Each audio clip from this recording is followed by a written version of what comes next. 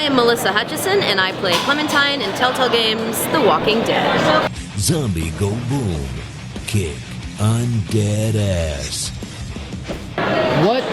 How did you come up with the voice and the demeanor of the character?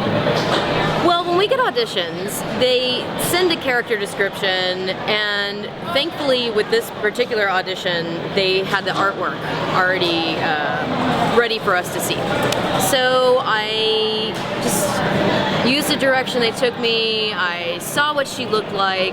And then I have this habit as a voice actress of just, I am always listening to different voices, and they live inside of me. So I just kind of did a hodgepodge of like little kids, and I knew that she needed to sound very realistic. And I started working with it and morphing it. And then I found this spot in my throat that just, it sounded natural and not cartoony, and it had to be very believable. So this is Clementine. That's how I found it. That's awesome. That is awesome. It's freakish. Isn't it? A little bit. So now in some of the areas of the game where it got really hairy, and I would say more on the lines of when there's some real moral issues, how she had to basically come to being, you know, a zombie killer at a certain point. Yeah. Because losing her mom and dad and on their way. Yeah. I mean, emotionally for yourself, did you find anything in your personal life or reality that kind of matched some of those situations?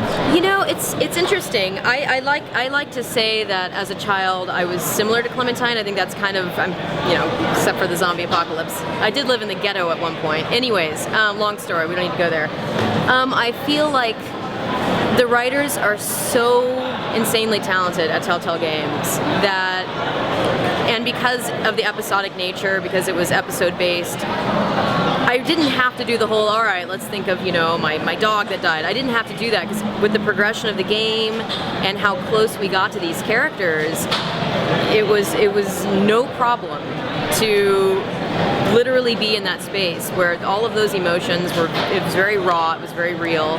So it wasn't like a stretch, you know, it just kind of naturally occurred. And that started the very first episode we recorded. When I went in, I knew that this game was going to be so effective, and it was just so easy to like go into that dark space. For me, I think it was very heart-wrenching to watch this little girl go through these situations, because you don't see children in zombie situations very often. Right. And when you do, it invokes a more emotional response from anyone, especially whenever she has to defend herself in a few situations.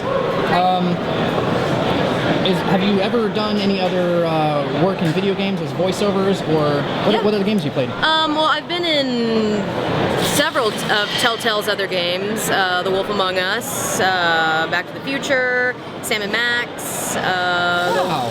Yeah, I'll go way back. I played Sam & Max when I was a kid. That's awesome. Yeah, I was Stinky.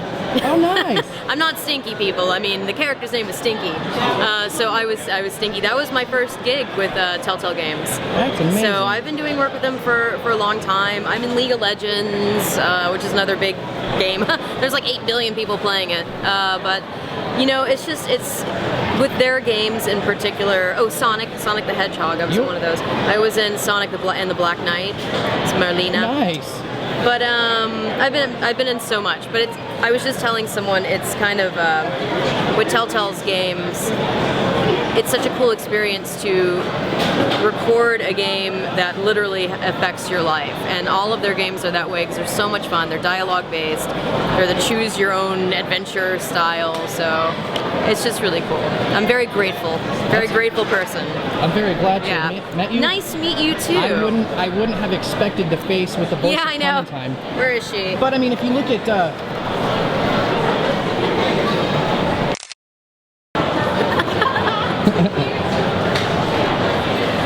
so yeah, I know. Well, I'm a little bit older than she is.